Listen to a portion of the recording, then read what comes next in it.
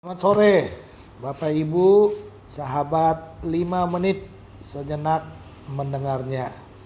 Waktu yang berharga, yang mulia, mari kita gunakan untuk mendengarkan firman-Nya.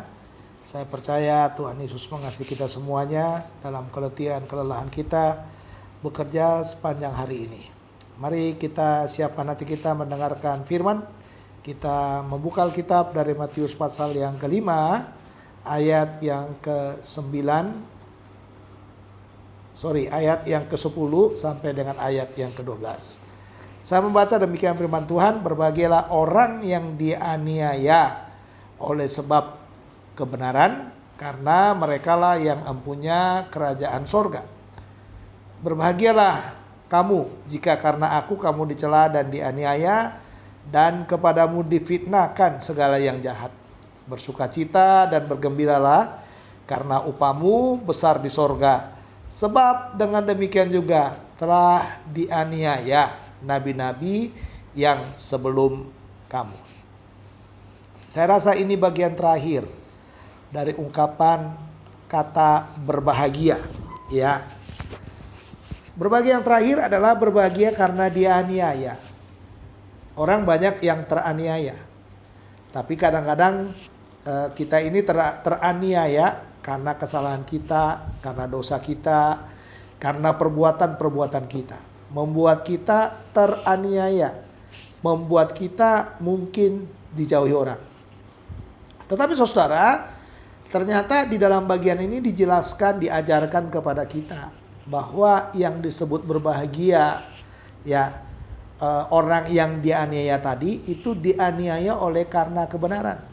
Jadi kebenaran yang dimaksudkan di sini adalah kebenaran yang berkaitan dengan nama Yesus, kebenaran yang berkaitan dengan firman Allah, kebenaran yang berkaitan dengan prinsip-prinsip Alkitab yang mungkin membuat kita jadi dimusuhi, jadi disingkirkan, atau mungkin kita hidup berfokus kepada firman, pada akhirnya orang tidak suka dengan kita.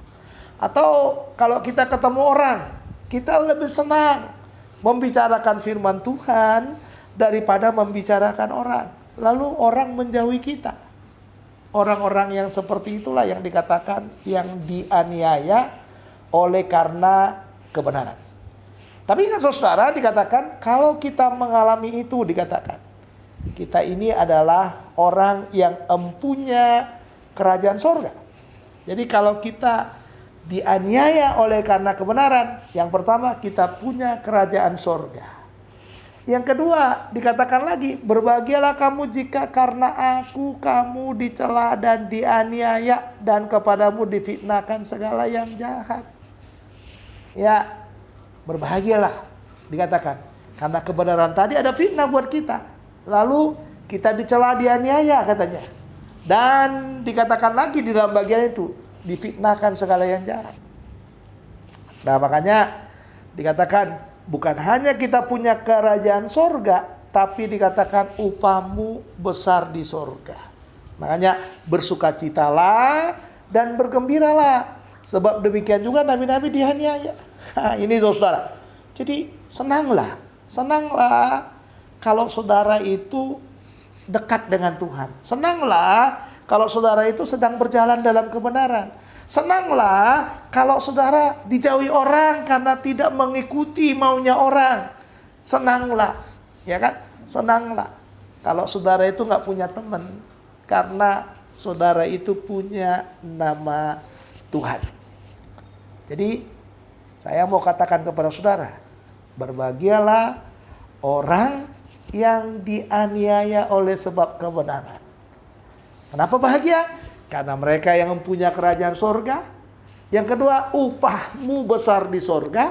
Dan yang ketiga, kita mengikuti teladan nabi-nabi yang memang dianiaya oleh karena kebenaran. Tidak ada yang mustahil bagi Tuhan.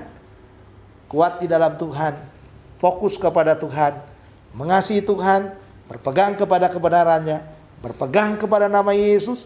Jangan pernah murtad, jangan pernah meninggalkannya karena dunia ini.